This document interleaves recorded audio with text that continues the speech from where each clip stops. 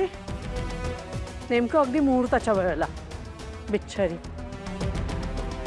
खूप दुखतही असेल ना. अगं वहिनी, आज तुला कॉलेजमध्ये पण जायचं होतं ना, आता कशी जाशील तू? कॉलेजला जाण्यापेक्षा त्यासनी आता लागलंय ते जास्त महत्वाचं आहे. डॉक्टरांनी सांगितलं ते येत आहेत, पण ते येण्याच्या आधी आईच्या पायाला गरम पाण्याचा शेक द्यायला सांगितलंय. होय, मी करतो ते.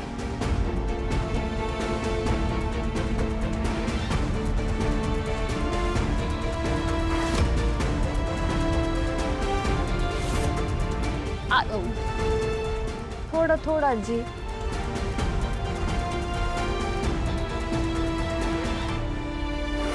काय म्हटलं होतं मी? सगळ्यात अगोदर तिच्या हातातली सत्ता काबीज करायची, त्यातलं पहिलं पाऊल. आता बघू ना, कशी कॉलेजमध्ये जाते आणि वेगवेगळ्या योजनांची घोषणा करते ती. आता ती इथून हलूच शकणार नाही आणि कुठली घोषणा होऊच शकणार नाही. कळलं का? आई तू कमाल आहेस ग, खरंच कमाल आहे. म्हणजे तुझ्या डोक्यात हे सगळं येतं कुठून?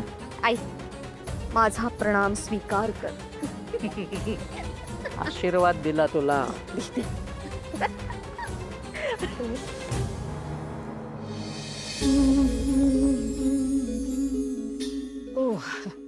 शेकल्यावर थोडं बरं वाटतंय.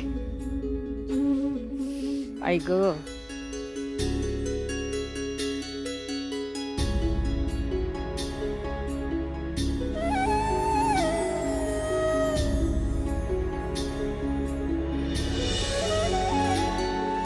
ए कमली, अगं आज तुझा कॉलेजचा पहिला दिवस आहे. आजच्या फंक्शनमध्ये तुझा सत्कार होणार आहे. हां, तू इथे जास्त थांबू नकोस.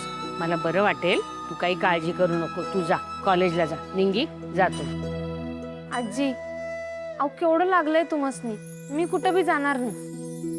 माहित आहे मला पहिला दिवस आहे म्हणूनच तुमचा आशीर्वाद घ्यायला आलो होतो. खरं आता तुम्हाला बरं वाटल्याशिवाय मी नसतो जात कुठं. कमळे, अगं मी आहे ना इथे, काळजी नको करूस. आज तुझ्या कॉलेजचा पहिला दिवस आहे ना, आणि महत्वाचा दिवस आहे, तेव्हा तुला कॉलेजला जायलाच हवं. तू जा बरं कॉलेजला. मी आहे आईजवळ. हां, अगं मी सांगीन पार्वतीताईंना शेकवायला. हां, आणि मला आता आता येतोय बघ, पाय हलवता येतोय. फार काही जास्त लागलेलं नसेल, होईल बरं. हां,